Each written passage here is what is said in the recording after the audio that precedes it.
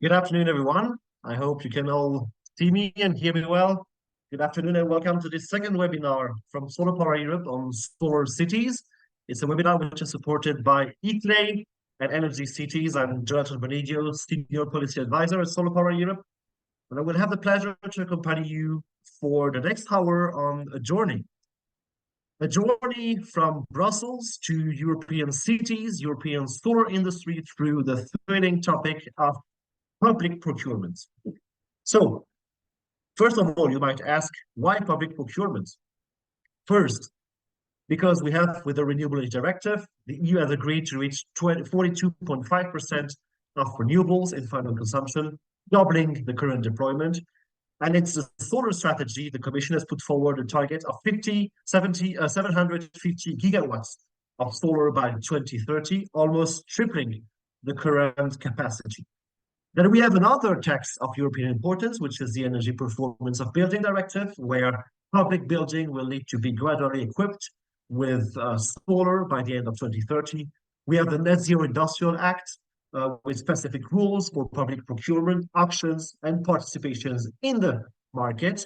And this we have also award criteria, prequalification in the tenders. We have all these European legislative framework that has decided upon how to deploy solar in Europe. But when these targets are defined at EU level, most renewable installation will happen at local level. Cities, local communities, regions will be the center of the deployment of solar energy. And so here comes the question, how to make sure that this increased demand for renewables contributes to bringing added value to local projects, local developers, local citizens, and industry. So the aim of this webinar today is to explore local solutions for sourcing solar, not only for the energy transition, but also for European industrial development. And to discuss it, I'm very happy and honored to welcome today our distinguished speakers. Our first speakers will be Anita Port from the European Commission, DG GROW, Policy Officer. Amit Ludwig, the Head of Supply Chain of Solar Power Europe. Lucas Sluch, the Energy Transition Advisor for the Municipality of Amsterdam. Armin Frosheim, the CTO at SolarWatt. And last but not least, Arthur Hinch, Sustainable Energy System Officer at ICLEI Europe. Thanks to all our speakers. And before we start with the introduction from the Commission, I would like to remind the speakers a few housekeeping rules. As I said, please turn on your camera only when you're speaking. You will have maximum 10 minutes for intervention. And when you have 1 minute left, I will magically appear and switch on my camera to remind you of this deadline. So thanks a lot for respecting these rules. Please also, for the participants who are participating in the webinar, use the Q&A box below your at the bottom of your screen to ask questions. We will answer all the questions after the presentation. We will pick up the questions and answer the questions. Please also be aware that any commercial or spamming content will be deleted from the chat. So please focus on the questions to the participants. And that being said, thank you for your attention. I wish us fruitful debate, and I'm pleased to welcome Anita Port from the European Commission for the opening. Anita, the floor is yours. Yes, I cannot see myself really well, but I guess you're all here. Yes, I work for the European Commission. I work for DG GROW, for the Unit C2 and the Directorate C. And the Directorate C is the directorate in GROW that's called investment. And public procurement must be seen that way, because public procurement is not just buying, it's more than that, it's really investing. And public procurement and innovations are both essential for the green, digital and social transitions we face in the EU. Now, today, my 10 minutes I want to use to introduce you to the Big Bias project, to our digital online platform, and more specifically to the community of practice on buying sustainable solar PV. We just launched also a communication pack, and I invite you to have a look at that. But I first would like to introduce to you our online working space, and that is the Public Buyers community. It hosts the Big Buyer project and the community of practice on buying sustainable solar panels. So next slide, please. Its mission is to connect, to empower public buyers and those working in public procurement to join together and connect with the European Commission. To inform, that means foster the exchange of cutting-edge market intelligence and know-how on public procurement, and to collaborate, encourage joint action and systematic collaboration in public procurement. The focus is, as I mentioned before, the use of public procurement as a gateway to digital, green, and social transition pathways. Next slide, please. So on this platform, we host one of our flagship projects, and that is the Big Buyers Working Together project. And one of the communities, actually it exists of 10 communities, but one of the communities under this wider project is the community where buyers around the EU work together on buying sustainable solar panels. Next slide, please. The objectives of this work, and of course it's on constant dynamics and changes due to what the members will set together as objectives, but overall the objectives are to gain market and product insights, to also create together templates including sustainability criteria that can be part of those tenders, templates for contracts with project developers. There might be also a focus on public purchasing agreements for larger PV installations. There has been also an issue with insurances and quality inspections. And basically what the community will support is the sharing of best practices and design requirements for eco-friendly installations. Also, ethical work conditions are a part of this work. They're not mentioned here, but they are definitely a part of this work. So next slide, please. This is the current state of play for the members. It's been the chair of this group is the Rijksoverheid voor Ondernemend Nederland in the Netherlands, because actually this work has been started at local and national level by the Dutch government, where they have started this buyer group.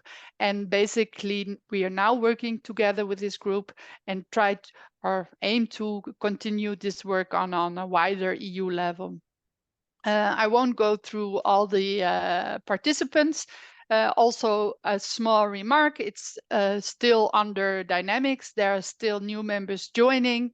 So just be careful, this might be not the latest state of play. Next slide, please. So just indicative planning of what the group is going to do, because that is also still under discussion in this collaborative group. As I said, this Monday, I think we just launched a communication campaign on what the group will be doing. The idea is to share the Dutch guidelines in English, to discuss them, and to target a kind of EU guidelines that can then be translated in all available EU languages and made available through our online community. The reason we would like to translate the work in all EU languages is so that we can make it available for local authorities, as they can then apply the learnings of the communities in their local procurements. We also aim with those who collaborate to sign a kind of communication that might be a joint statement of demand, stating that they would like to buy their solar panels in a single way. This is the aim, and it's still object of constant discussion. Of course, these are just the first very concise steps. The work that should be done is still being discussed, and there is so much more to do. I don't have the wisdom in that, but there should be collective wisdom in this group how to move on. And I would like to use this occasion also to make a call to all those who are interested to contact our Big Bias Secretariat. The email can be found on our platform, but I can share it later if you are interested to join this work.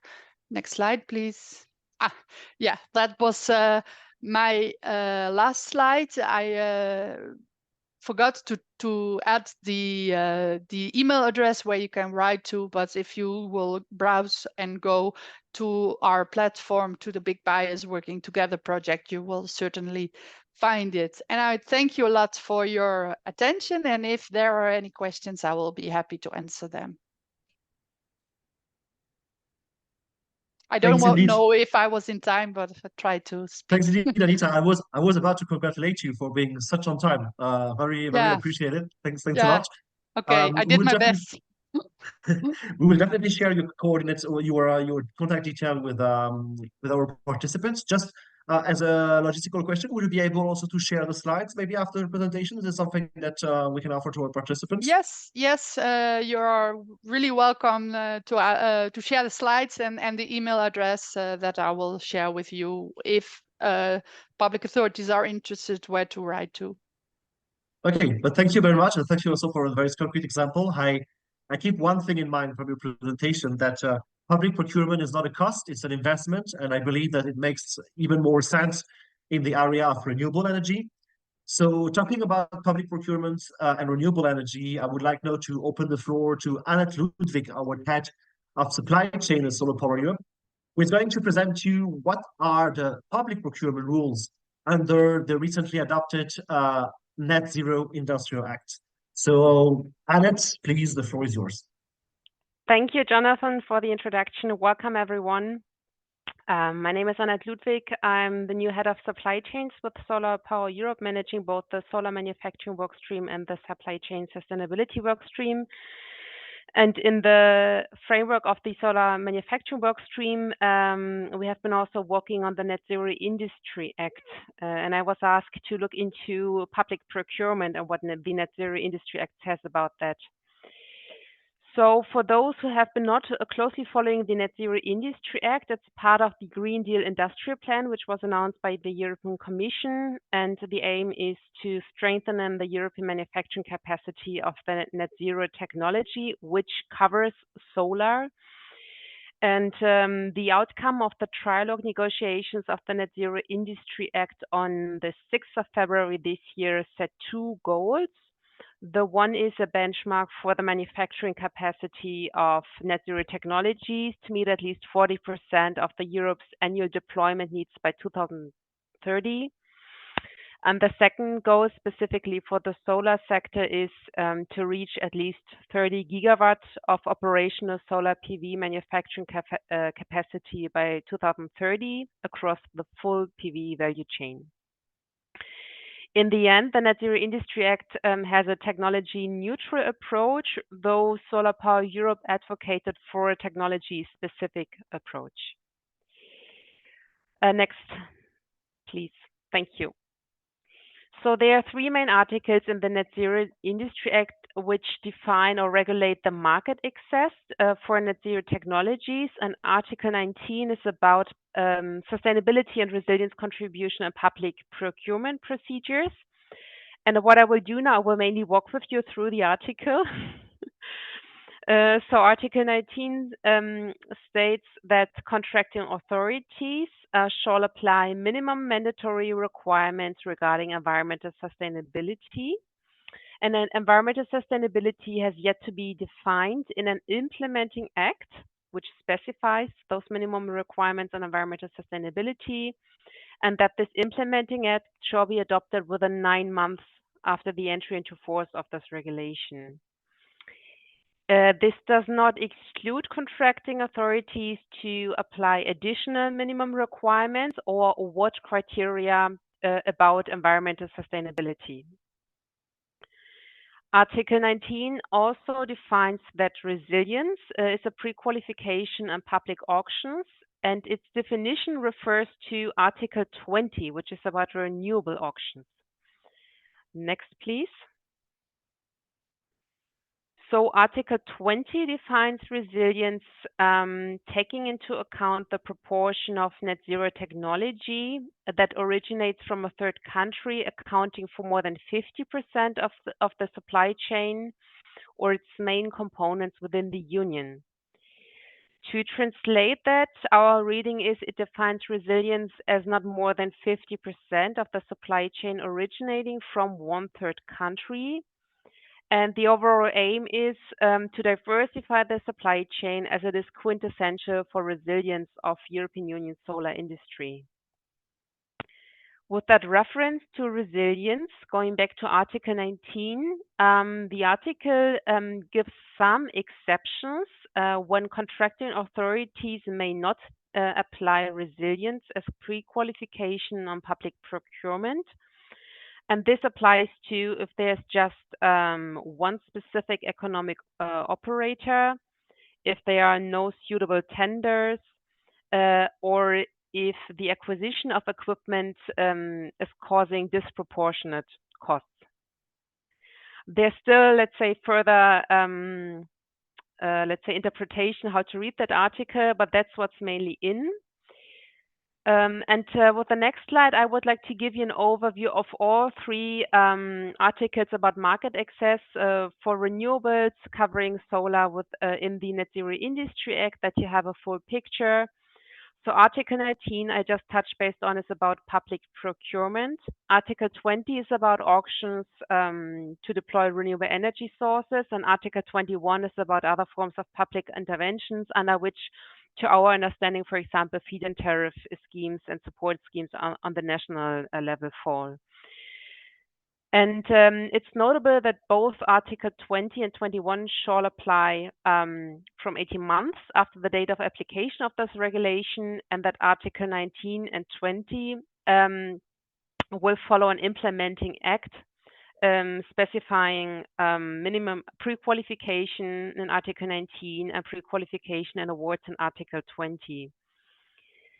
I think what's important to raise in Article 20 is that resilience and sustainability criteria shall be applied to at least 30% of volume auctioned per year per member state, or at least to 6 gigawatts. And against that background, I would like to use the last slide of my presentation to give you an overview of what we've been working on over the last weeks. We are working on Article 20 of the Net Zero Industry Act on renewable auctions and providing input to the implementing act of the European Commission. Why? Because we see renewable auctions as the main route to market access, and there's a variety of awards that can be applied. Article 20 defines only resilience and sustainability both as pre-qualification and as award criteria, but it also lists solely pre-qualification when it comes to responsible business conduct, cybersecurity, and delivery on time. And then it needs to be defined what falls under those non-price criteria. The discussion around sustainability will also help Article 19 to define environmental sustainability. This is a coordination work among 5 different work streams at Solar Power Europe in collaboration with its members and their input. When it comes to sustainability, non-price criteria, right now we are talking about model carbon footprint following the upcoming eco-design directive, lead metal-free modules, halogen-free polymers, antimony-free solar glass and modules, and halogen-free polymers and modules. When it comes to defining resilience, we're right now discussing the European added value with different thresholds, and also the definition of value chain categories to be considered for resilience.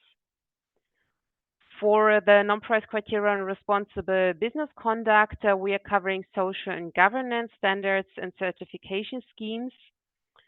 For the non-price criteria on cyber and data security, we are talking about power grid resilience, but it's further to be developed in a separate position paper of Solar Power Europe.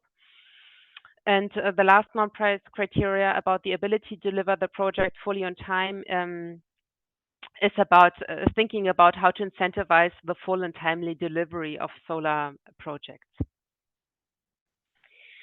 And with that, I'd like to give it back to my colleague, Jonathan. Thank you. Thanks indeed, Annette, for your presentation of the very important piece of legislation that will have a great influence on public procurement and auctions. So very timely to present it.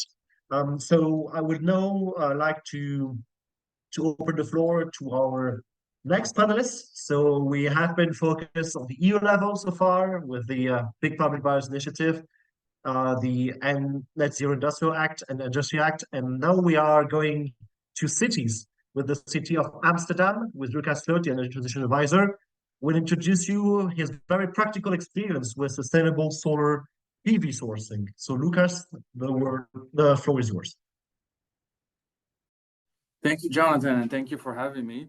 It's very interesting to hear everything that's going on in the European Union.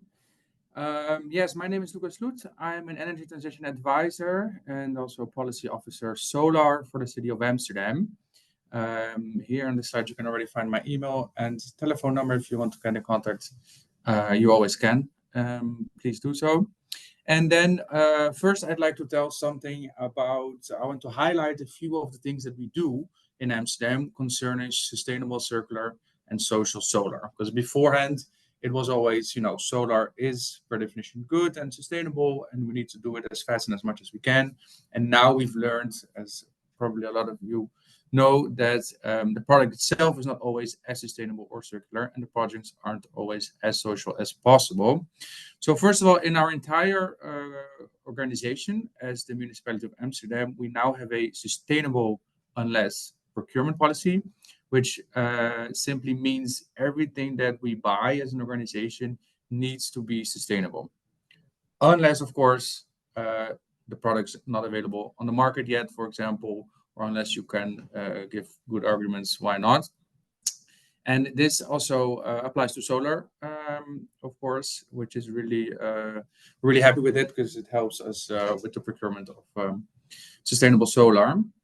And if a project is above 1 million euros, then it's now obligatory for us to always include in the business case carbon pricing.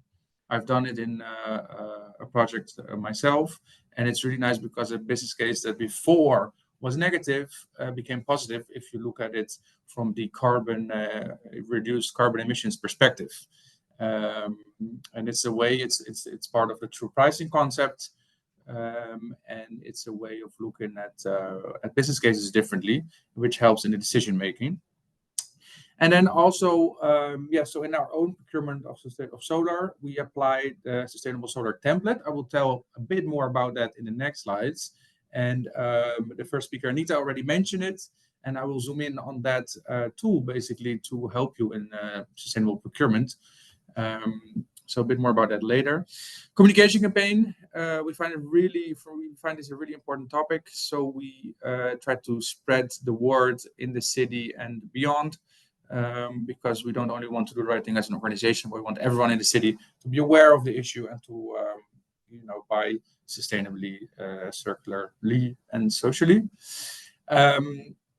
And we're also working on something that's, I haven't heard it being done anywhere else yet. We're working on a sustainable solar subsidy, because what we do notice, although there are already a bit better options that are not much more expensive, some of the best options are quite more expensive than the regular solar panels. And therefore, we're doing a bit of a pilot. We're designing a sustainable solar subsidy where we want to subsidize part of the extra cost of the sustainable solar panel.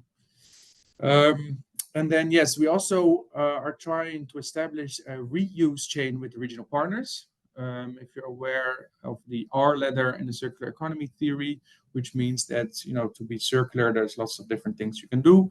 But one of the best things you can do is when a product's already made, already produced, to reuse it or to use it as long as possible. And that also applies to solar panels, because unfortunately what we see is when households, but also companies, as they become more sustainable, they often electrify, which means they need more energy. And then the panels that they bought 5 years ago don't supply enough. So they buy the newest panels, the latest panels that also generate more energy, because technology obviously has become way better than before, super quickly. But it's a waste of the CO2 emitted when produced and transported to the place of use of those older panels. So what we're doing is we're trying to really establish a reuse chain. And actually, that's what you see here in this picture. This is one of the pilot projects where we put 1,000 reused panels on the roof somewhere in the city. And it was quite interesting because there's a lot of things you need to think about. So it's quite a new market, but we believe that in the future, this is a big growth market, because more and more panels will come off roofs, and we don't want to end them in the shredder. Circular, the next one of the next things we also do in Amsterdam. I need to watch the time, but I think I still have some time. Circular is an initiative in Amsterdam or in the Netherlands that analyzes all the legislation there is out there for your product.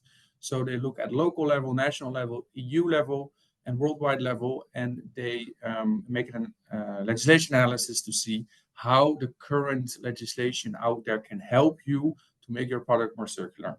We're doing this together with other big cities in the Netherlands, Rotterdam, Utrecht, Den Haag, and Eindhoven. And we are going to, the analysis will help us to make solar panels more circular, or to help us establish the reuse solar panel chain. And this initiative is now only available in the Netherlands. Maybe there are similar initiatives elsewhere in the EU, but I do know that Circular is already working on going international, so their services will also be available EU-wide. And then lastly, but certainly not leastly, in Amsterdam, we find it very important that the projects are, when possible, 100% locally owned. What do we mean by this? When we have big solar projects on roofs or on land in Amsterdam, we tender them. We want them to be 100% locally owned, and this is a way to help energy communities, energy cooperatives to win the tender. And what we also find important is that locally owned, it's a bit difficult. What does it exactly mean? Sometimes it means that people can buy a share of a project for a few €100, but that obviously doesn't help people with lower income. So we also ask them to do that. So ways to do that is that everyone can become a member of the energy cooperative, and without high prices, I think even for free. And the profits, the members can decide to which local charity or other initiative the profits will go. And that way, the costs and benefits of projects like this are evenly fairly distributed. All right, in the next slide, I zoom in on one of the tools that we've produced in the Dutch Sustainable Solar Buyer Group, which Anita, the first speaker, already mentioned as well. And this is, of course, a snapshot of an Excel sheet. The entire template has 10 tabs. It includes all the requirements you want to put in your tender when tendering a solar project. And this first little chapter here of this tab talks about the usual things that you ask. So, how many panels you want, what's the price, and here you're mainly trying to get the best price for your project. And what I've circled there, the 70% is the weighting that you give to this, So when you want to win this tender, in this case, there's been chosen for 70%. What counts are these criteria. But in the next slide, you see some of the sustainable criteria that we added. So you see with the first arrow, you see the carbon footprint of the solar panels used. Then the number 3, the next arrow, you see the technical lifespan. And then you also see the avoidable harmful materials next to the last red arrow. And here you see I've circled around 10%. So here all those topics were awarded 10% in the weighting, in the decision making of who will win this tender. And of course, that's what I really like about this template, is that it's super flexible. So you can Obviously, you can also turn it around. Perhaps the first things, pricing, you find only 30% important, and you award 70% to the sustainability criteria. And also other parts of the template are also very flexible. So you can also choose to only make a few steps towards more sustainable panels, which are within your budget. But if you have enough budget and you want to really go for the best options, you can tweak it the way that you want it. And then in the next slide, I believe, I've zoomed in. I'm a little bit distracted by Jonathan. 1 minute left. I can do this slide in 1 minute. This is also one of the tools that we've developed with the Dutch Sustainable Solar Public Buyer Group, which is basically what we do every year. We've done it two times now. Every year we send out a request for information to all the manufacturers of solar panels worldwide, and we rank them on sustainability issues. Here you see a little snapshot of the carbon footprint of the manufacturers, and obviously not all manufacturers respond. So these are actually the ones that have responded last year, and this year it has not been updated yet. So I think this is an old snapshot. But what is really nice you see here is that companies like First Solar, but also Jinko, Canadian Solar, some of the big companies have responded. And actually the first one has a very low carbon footprint. And you see some of the Chinese brands also have low carbon footprints, which is actually thanks to the French certificates, which have demanded it. And these are all already quite very low carbon footprints, because generally solar panels are around 1,000 CO2 equivalents per kilowatt peaks. So yeah, this is also one of the tools which you can use in your tender. And this is what I'd like to highlight today. I think this was my last slide. Next one is about questions. If there's anyone with questions, please let me know. I believe at the end of the webinar there will be space for questions. So thank you, everyone. Thanks, Lucas. And thanks for claiming the time. Yeah, thanks for claiming your time tonight. It's much appreciated as well. And very good to have very concrete examples for how you manage at local level to source your PV equipment from sustainable, resilient sources.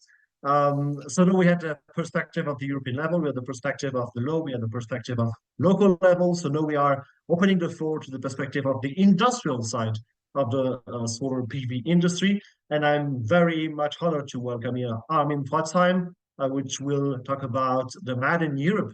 Is that a new era for Made in Europe, and how could we foster this in public procurement? Armin, please, we are all looking forward to hearing from you. The floor is yours. So hello, this is Armin Pforzheim speaking. I'm the CTO of SolarWatt since 2022, and I'm in the PV business since 1999. So quite a while. Please, Jonathan, let me know if the interconnect connection is bad so that I can switch off the camera, because I was stuck in traffic and I'm not where I used to be. So let me know if there's something bad, then I switch off the video. And next slide, please. So I want to talk to you. We try to take part in public tenders, and I want to tell you about the actual situation which we have, about the challenges we have, and we also have a proposal which to do. So next slide, please. Actual situation. Next slide, please. So every once in a while, if we get new employees, they are very enthusiastic about public tenders, because finally you have a lot of publicity there, and you get some nice photos, and it's also good for marketing for us. And we really took often part in this, but I shall tell you later on what the troubles are. So what we experience if we take part in public tenders, so sometimes or often there are very, very specific requirements. For example, if we want to install something on a hospital, there are very, very strict lightning protection, which we have to reflect, and then we have to dig into all these details to realize that. Then often it also, as you see in the slide beneath, partly already the tender showed what they want to have. So they already have parts of the electrical planning there is already executed, like in the picture there. And so we finally have to stick then to this, and probably there are also some requirements which we could not fulfill. Then often they want to have a ambitious time schedule because they have a yearly budget plans, and so they want to get rid of this money within time, and that it finds its good way out. And as you know, if you want to earn money with that, you cannot do it only in one city, so you have to do it in several cities. And the kind of public tender has a high variation, so it's really, really very time intensive to respond to these tenders. And it's also really easily these tenders often have more than 100 pages, which we have to work through, and which we also have to then find the right answer. So, and there is easily 1 week, really easily done to answer to these tenders. So what we feel is that there are really a lot of enthusiastic people on both sides, on our side, but also on the tender side. But for a lot of them from the city side, I would say, because we really do it for quite a while, they are often their very first public tender which they write, and then they want to do it very, very good. And then it's getting really, really complex to finally win this tender. And maybe you can give me show the next slide. Yes, what are these challenges if you get these? So what we do is we really talk to the people then a lot and want really to do reflects the real situation, which is not only written down in paper, but we go on site and look at it. And sometimes we see a different cabling or something. So we really want to answer to that, what the real situation is on site, so that if we win the tender, we do not have to make calculations after that. That is what we see often. People just answer to the tender, and they are much cheaper when we are, but they then come up just after closing the deal. They come up with juristical lawyers that it cannot be filled. So we tell everybody upfront what the problems are, and this is really challenging because people don't want to hear that the tender is not filled out right. Often we know the execution rules sometimes better than the public authority. What is the lightning issues, and if they specify certain norms which cannot really apply, this is also a big point of discussion then. And also, for example, on the last slide, which you have seen in Saxony, so it's really very dependent. In Saxony, you are not allowed to put your solar panels very close to the edge of the building, because you are forced, you have to have some space that people can go and walk during installation. And that is a requirement. The hospital probably did not know. They want to have this kind of planning. And then we cannot take part in this because we don't want to give tenders for and violating such rules. So, and then the planning, what is really time consuming, is often takes a lot of time, and it is usually not paid. And if you have finally win the tender, it really takes at least 12 months to get the offer and to have it realized.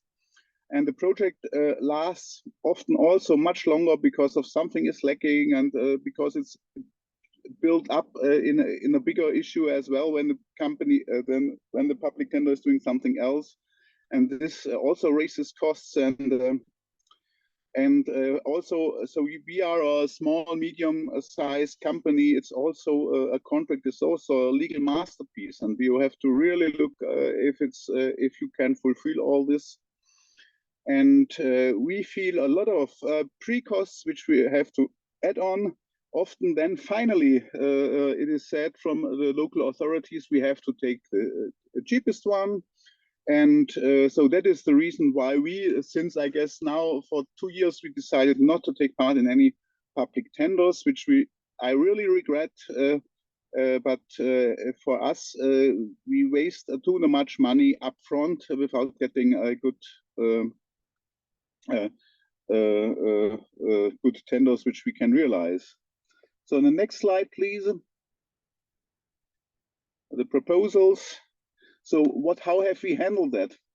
What is our proposal? Sometimes we manage it that we can go to the municipal or to the public issues and say, please cooperate with, probably not with us, but also with an external expert, so that you really have a tender which fulfills all the requirements and is not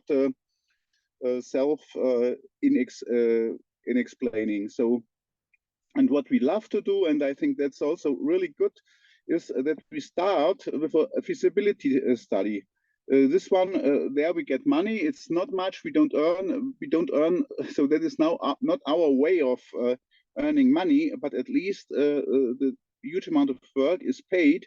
And if then the tender or the municipal does not want to take us, they can use this feasibility study to make a public tender out.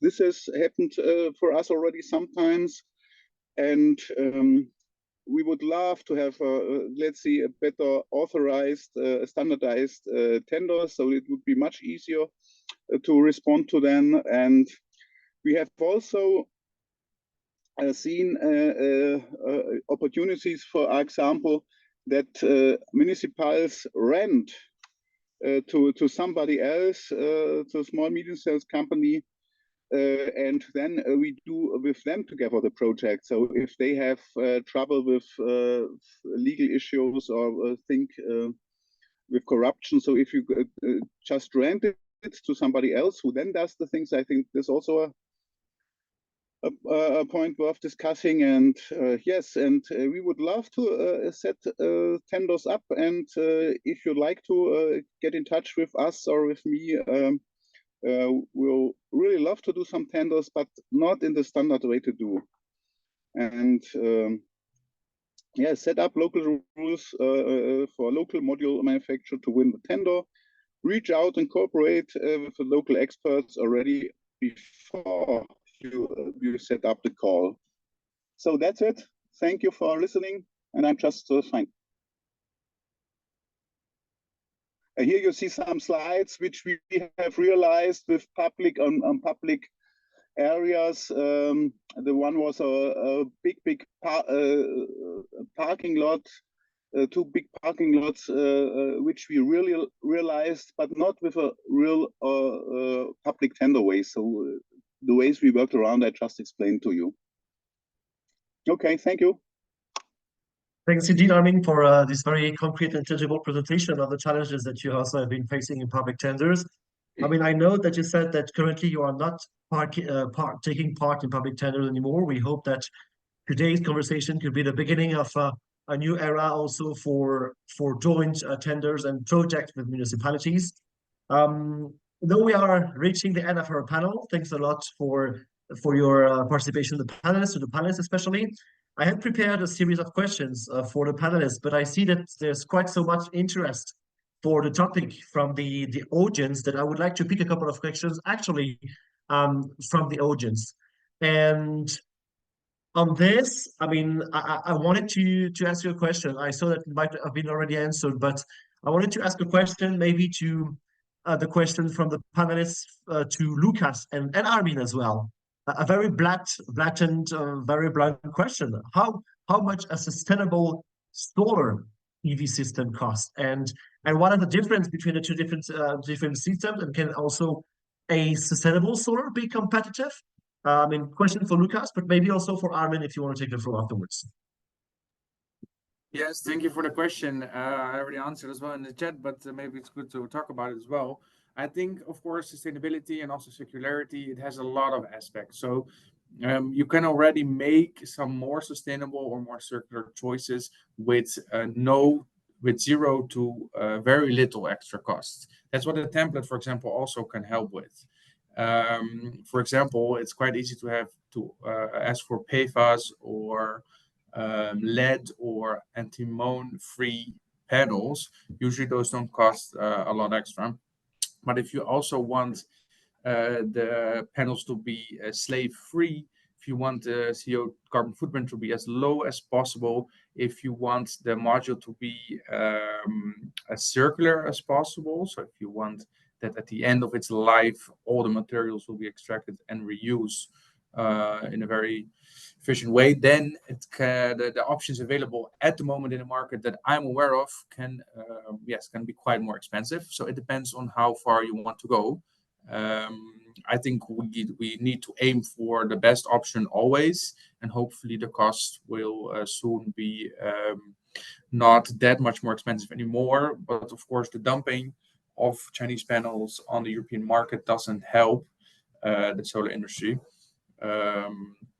So yeah, I think that's what I'd say. But always, if possible, I'd say start with the easiest options. If there's not a lot of budget, or try to look for other budgets elsewhere in your organization. I don't know if, of course, not every organization might work like that, but I know for our organization, sometimes there's other teams, other budgets for more sustainable, more sustainability money. Yeah, so that's what I'd say. I'd answer to that, I guess. Thanks indeed. No, that's quite clear. Armin, do you want to complement on these elements? Yes, I can also train. Yeah. What Lucas was telling is pretty much true. So it's the price. We are struggling with prices right now because of the dumping issue. So that is the severe thing. We do, for example, we do have as one of the few in Germany, I guess also in Europe, cradle certification. Which we could realize. We also have low carbon footprints, and so in fact, SolarWatt has established modules, glass modules, which last longer. Now it's more or less coming, but however, we have modules more out there for more than 30 years or exact 31 years, which are still reliable, and we give guarantee for more than for 30 years. So this is also a way of circularity to have a longevity of your products. Yes, and that's my comment. Okay, thanks a lot, Armin, for your feedback on these questions. I'm now turning to Annette with a very specific question on Article 19. So Article 19 is about public procurement, and apparently this should contribute to the original 40% target of EU manufacturing aimed by the Commission. Do you know if the Commission ran an impact assessment on what are the yearly volume that would need to be run through these new schemes, and how much volume is estimated? And is it sufficient to trigger investors' decision for European manufacturing? Thank you. Yeah, that's a very specific question. Actually, as far as I know, this is not mentioned in Article 19, but for Article 20, I can say that there's written that there's an assessment planned by December 2027, where the Commission aims to evaluate the option to increase auctions volumes and the cost threshold by the Net Zero Industry Act if the deployment of renewable energy sources has not been significantly hindered. And there's also a question to ask, what does it mean? The definition of being significantly hindered. That's all I can say. But I really maybe can I add? Absolutely. Something? Yeah. Jump in, Armin. Because we are producing solar modules in Europe, and I would say up to now, and probably most all of you know solar PV industry. It's not about the installation. But the target is to establish a certain amount of industry across the value chain. And we are really struggling to survive right now, and there should be measures, and we ask for them to realize what is the goal of the European Union. Is these 30 gigawatts or 40%? So they have this goal, but up to now they don't give any money. So, and I would say without money, you won't be able to realize this mission. And that is what all the industry, I'm talking about the industry in the solar sector, is struggling with. So probably some kind of tenders which really look on local. So I would prefer that if you do public tenders, look on locally produced modules as far as you can. And then this helps, really, this would help the industry on short notice. And as Annette told, you see, if there is coming anything, it takes at least 9 months or 26 months. So that's already a long time to survive. And I'm sure you will hear in the upcoming weeks companies which will close down because they don't have the time. Yeah, thank you for that. I had mentioned in the first slide the goals of the Net Zero Industry Act, which is to set the benchmark of manufacturing capacity to at least 40% of Europe's annual deployment, and also to reach at least the 30 gigawatt of solar PV manufacturing capacity by 2030 across the full PV value chain. But actually, if you see the implementation timeline, it's way too late. We need urgent measures. I can say that for Solar Power Europe, that the team, let's say in alignment with the manufacturing work stream, developed a couple of, let's say, proposals. But yeah, there's action needed now.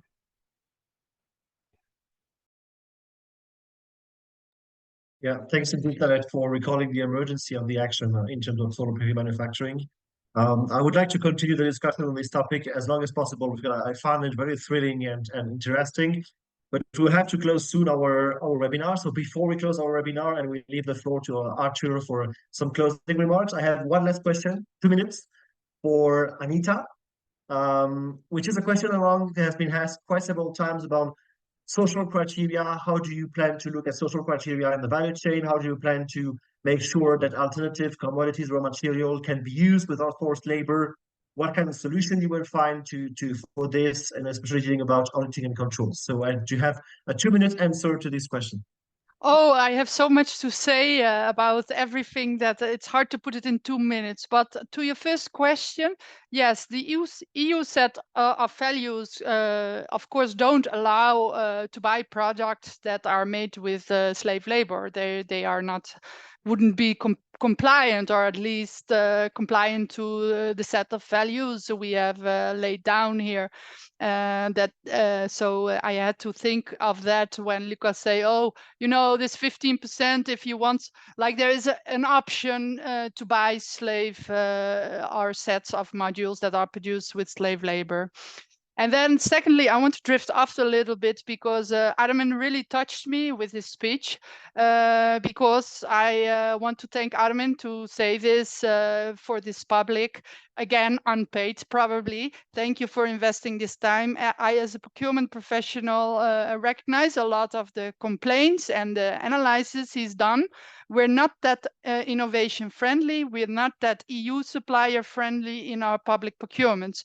So yes, full applause to your speech. I think within the community, this presentation should also be shared and we should discuss it more.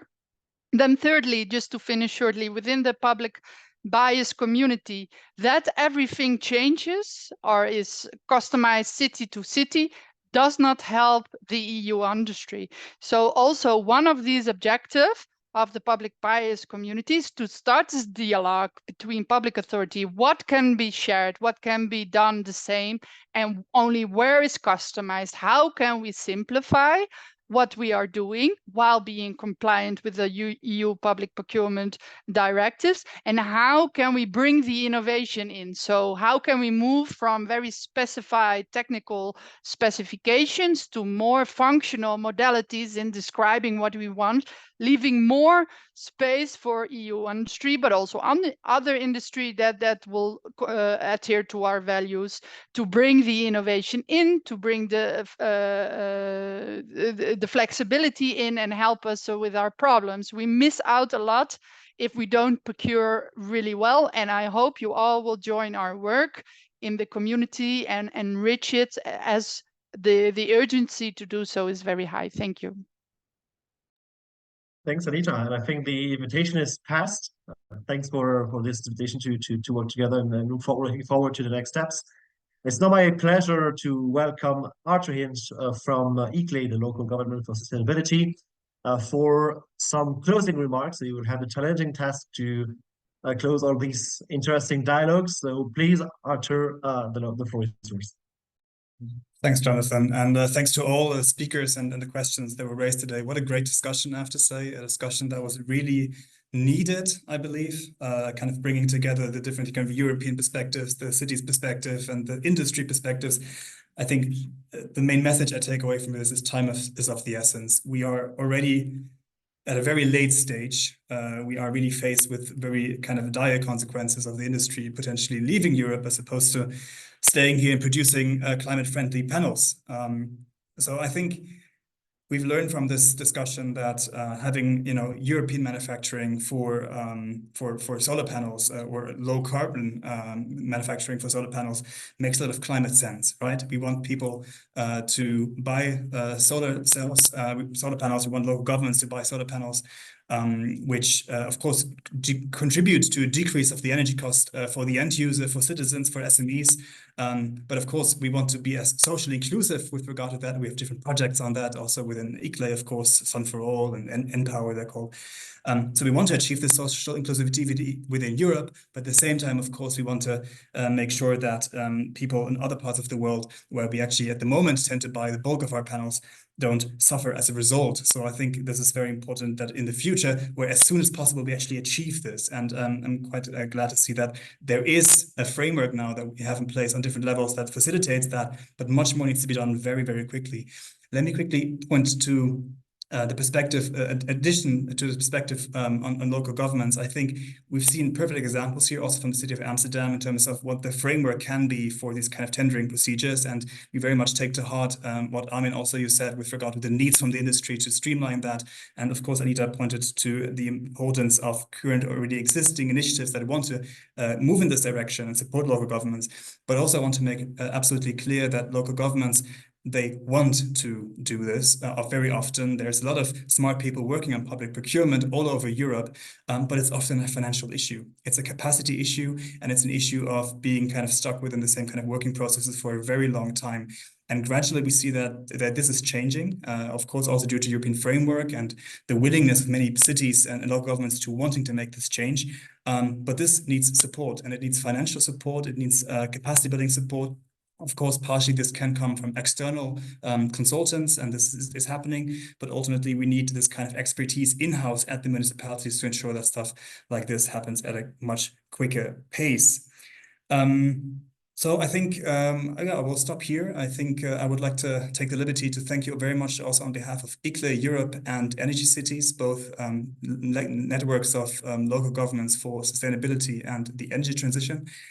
Yeah, thank you very much for this very, very important conversation, and many challenges still to be met, but I think we are on the right track, but time is really of the essence here. We have very ambitious targets within Europe, climate neutrality very quickly, so to speak. But of course, if we don't manage to decrease the carbon footprint of solar panels, and if we don't manage to keep the European industry in Europe, then we have to think really hard about the kind of harmonization of different ambitious targets both on the climate and energy front, but also on the procurement front. So thanks a lot for your attention, and Jonathan, back to you. Thanks indeed, Arthur, for this is my closing words, and also to mention that building skills, staffing capacity at local level will be also paramount to reach our targets in terms of energy transition. So I hope that this webinar was the first step, the first stone that we set to start the work on energy communities, energy cities, and public procurement.